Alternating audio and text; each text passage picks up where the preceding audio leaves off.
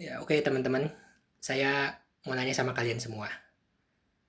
Apa pendapat kalian soal ajaran pendeta Gilbert Lumoindong yang baru-baru ini mengatakan bahwa Yesus bukan anak Allah? Apa komentar kalian soal itu?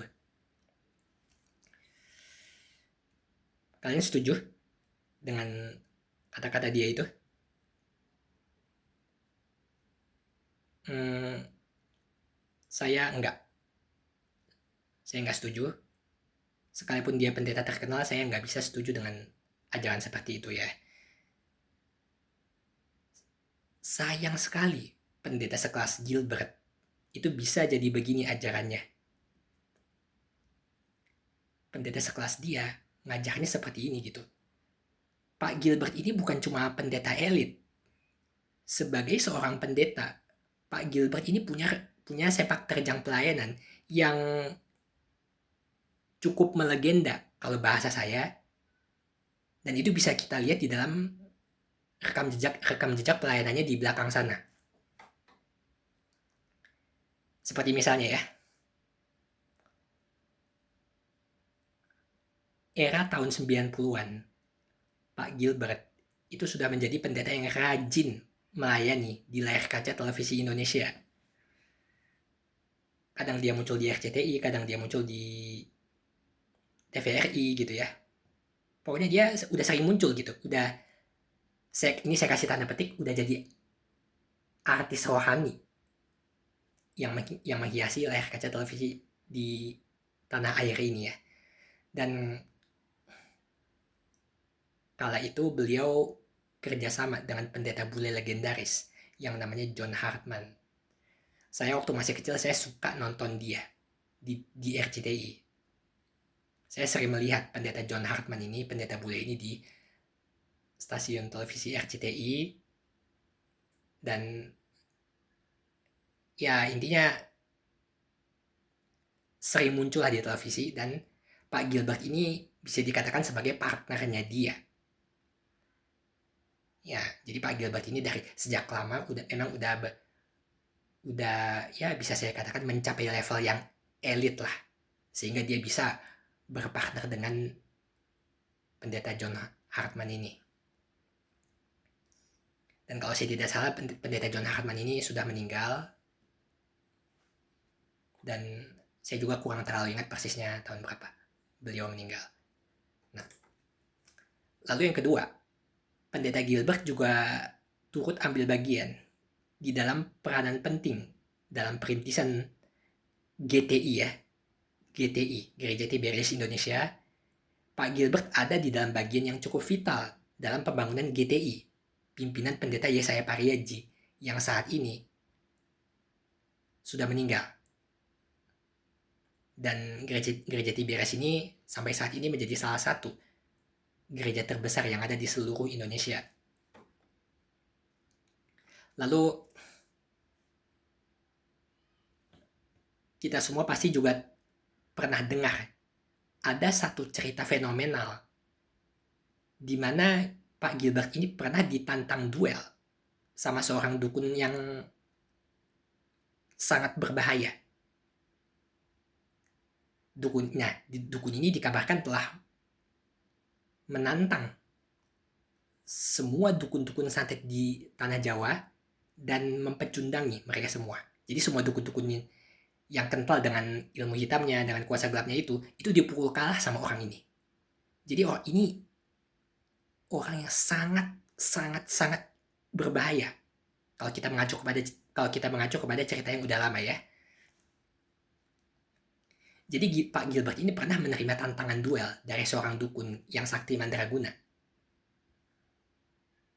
Kalau saya tidak salah itu keduanya udah saling berhadapan-hadapan seperti ini dengan jarak yang begitu dekat sampai hidung mereka katanya hampir bersentuhan. Nah, lalu kemudian pendeta Gilbert mengalahkan dia. Jadi dukunya para dukun ini itu KO sama pendeta Gilbert ya. Tapi nggak sampai di situ. Ceritanya nggak berhenti sampai di situ. Bukan cuma dipertobatkan, bukan cuma mengalahkan, tapi setelah dikalahkan dipertobatkan. dipertobatkan, dan lanjut lagi. Dari yang saya dengar, Pak Gilbert ini membantu mengatur prosesnya supaya si orang ini bisa masuk sekolah Alkitab. Ya kurang lebih seperti itulah, mungkin ini nggak sama persis seperti realitanya, tapi kurang lebih seperti ini. Pak Gilbert membantu dia dalam proses sehingga orang ini bisa masuk sekolah Alkitab, dan setelah dia lulus dari sekolah Alkitab itu, dia menjadi evangelis di gerejanya Pak Gilbert. Dia jadi evangelis ngikutin pelayanannya Pak Gilbert. Saya nggak tahu persis udah berapa lama dia jadi evangelis ya, tapi ceritanya seperti itu. Jadi memang Pak Gilbert ini, dia ini kalau dari sudut pandang seorang pendeta, dari kacamata, dari melihat ceritanya melihat perjalanannya selama ini sebagai seorang pendeta, Pak Gilbert ini, saya mengatakan dia ini fenomenal sekali orangnya ya. Dia fenomenal, dia menjalani cerita yang spektakuler di dalam karir pelayanan perjalanannya sebagai seorang pendeta. Ya, kalian abaikan aja itu anjing saya. Fokus di kata-kata saya. Memang nakal itu anjing saya ya. Nah, coba ya. Nah, dengan melihat perjalanan hebatnya Pak Gilbert itu, coba kita mengkajinya secara ringkas tentang ajaran dia yang satu ini, bahwa Yesus bukan anak Allah ya. Coba kita meneliti itu sedikit ya. Pak Gilbert menyangkal Yesus sebagai anak Allah. Dia menyangkal. Tapi Pak Gilbert menganggap Yesus itu Allah sendiri. Jadi ada dua di sini. Yesus bukan anak Allah. Karena dia adalah Allah itu sendiri. Oke. Terkait ajaran dia yang pertama di sini, Pak Gilbert ini seragam dengan Islam. Karena dalam ajaran Islam kan Allah tidak beranak dan tidak memperanakan. Itu ajaran Islam. Dalam poin yang pertama di sini, entah dia sadar atau tidak, dia mendukung pandangan Islam. Gimana komentar kalian soal ini? Ini pendeta loh. Ini pendeta. Tapi begini, tapi mengajar seperti ini. Lalu ajaran dia yang kedua. Yesus itu Allah sendiri. Jadi menurut logikanya dia itu, karena Yesus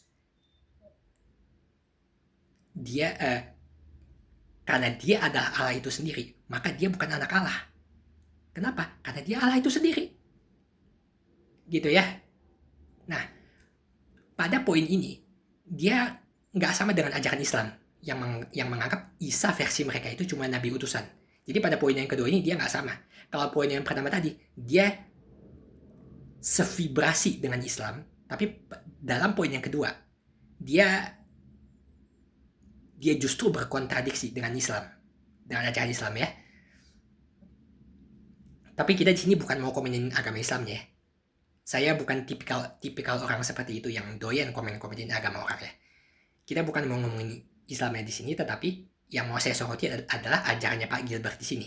Jadi kesimpulan sampai di sini adalah ajaran Pak Gilbert ini setengahnya mendukung Islam, separuhnya cocok dengan Islam. Gitu ya. Itu setengahnya. Tapi teman-teman, kalau kita mengkaji ini secara teliti, lebih dalam lagi, memang ajaran Gilbert ini setengahnya mendukung Islam, tetapi setengahnya lagi itu juga tidak mewakili Kristen. Tidak, sama sekali tidak. Atau minimal hanya setengahnya. Hanya setengah. Jadi kan yang ajaran yang pertama tadi itu setengahnya cocok dengan Islam, setengahnya lagi ini ya, bagian setengahnya lagi itu juga tidak mewakili Kristen, atau minimal setengahnya ini ya, setengahnya ini, pada bagian di sini itu hanya setengahnya saja yang cocok dengan Kristen, minimal ya. Karena menurut lensa kacamata Kristen, Yesus itu anak Allah dan dia juga adalah Allah itu sendiri. Itu ajaran Kristen. Dua hal ini tidak terpisahkan. Yesus anak Allah dan dia juga adalah Allah itu sendiri. Justru karena dia anak Allah, maka dia itu Allah sendiri. Anak manusia itu manusia kan? Anak monyet itu monyet. Anak gajah itu gajah. Dan anak Allah adalah Allah sendiri.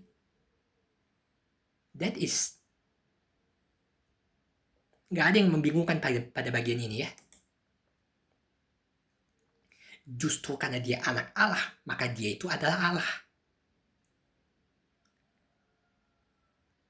Tapi Pak Gilbert hanya mengakui Yesus itu Allah, tapi tidak mengakui Yesus itu anak Allah. Dia hanya mau menerima sebagian saja, tapi tidak mau menerima bagian yang kedua ini. Padahal bagian yang kedua ini adalah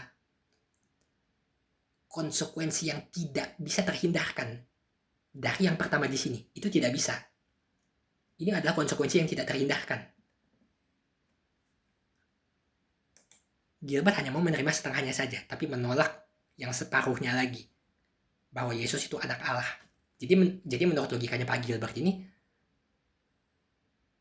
Yesus bukan anak Allah, karena dia adalah Allah itu sendiri. Itu logikanya dia. Logikanya dia, bukan logikanya Kristen.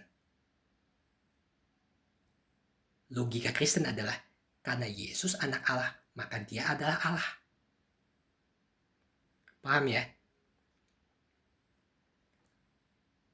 Saya nggak bisa mengerti bagaimana pendeta sekelas Gilbert bisa mengajarkan yang seperti ini. Padahal, Yesus anak Allah itu sudah menjadi doktrin dasar Kristen sejak lama. Bagaimana Pak Gilbert bisa menyangkal doktrin kekristenan yang sangat fundamental seperti ini? Saya terus terang, saya nggak ngerti bagaimana dia bisa seperti ini pahamnya. Padahal kalau menengok yang video-video dia yang zaman dulu, dia tuh betul-betul menekankan Kristus anak Allah. Dan bahkan gerejanya dia sendiri ya. Jadi satu kali saya nonton video YouTube, yang mana YouTube itu ada puji-pujian dari dan puji-pujian itu dinyanyikan oleh gerejanya Pak Gilbert. Di situ mereka nyanyiin apa tuh lagu rohani, lagu Natal yang judulnya saya juga nggak tahu apa, tapi liriknya itu tentang Yesus anak Allah, Yesus namanya, menyembuhkan, memulihkan, kalau nggak salah begitu lirik lagunya ya. Tapi intinya kan penekanan dari lagu itu kan, penekanan dari pujian penyembahan itu kan adalah Yesus anak Allah, Yesus namanya. Nah itu lagunya. Sekarang Pak Gilbert mau menyangkal itu, Yesus bukan anak Allah. Jadi mau dibuang kemana itu pelayanan dia selama ini, pelayanan gerejanya selama ini, kalau sekarang dia menyangkal seperti itu? Kenapa apakah di sini dia merubah ajarannya? Di sini kan jadi ada dua kemungkinan. Kemungkinan pertama, Pak Gilbert ini mengubah ajarannya. Ya entah karena terpengaruh yang lain, dan biasanya kalau terpengaruh ini karena tidak ada pemahaman doktrin yang benar. Tidak pernah diajarkan doktrin biasanya ya. Ini yang pertama. Lalu kemungkinan kedua, dia tidak pernah mengubah ajarannya. Memang ini pemahaman dia selama ini, tetapi dia sembunyikan. Ini kemungkinan kedua.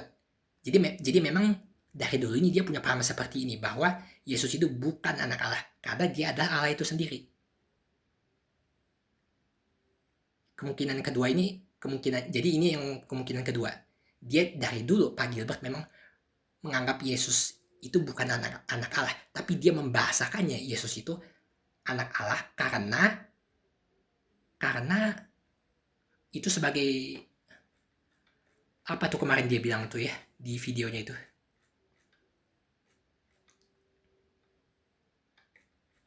Coba aku ini lihat di apa yang dia omongin tuh. Sebentar.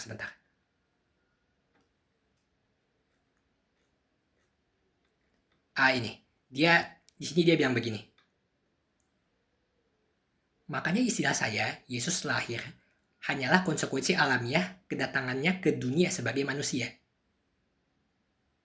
Namun kebenarannya, hakikatnya adalah Yesus turun dari surga. Nah, jadi ini ya, dia bilang kan istilah saya, jadi bahasanya dia nih ya, bahasa pemahamannya dia, Yesus lahir itu hanya konsekuensi alamiah dari kedatangan Yesus ke dunia sebagai manusia. Ini pahamnya dia, teman-teman. Yesus lahir, jadi kelahiran Yesus itu hanya konsekuensi alamiah kedatangan ke dunia sebagai manusia. Konsekuensi alamiah. Maka dari narasi seperti ini, dia mau menyampaikan bahwa Yesus bukan anak Allah. Karena dia lahir itu hanya konsekuensi alamiah. Nah, gimana teman-teman? Apa kalian setuju dengan ajaran dia? Apakah menurut kalian ajaran dia ini bisa diterima secara kristologi yang baik dan benar?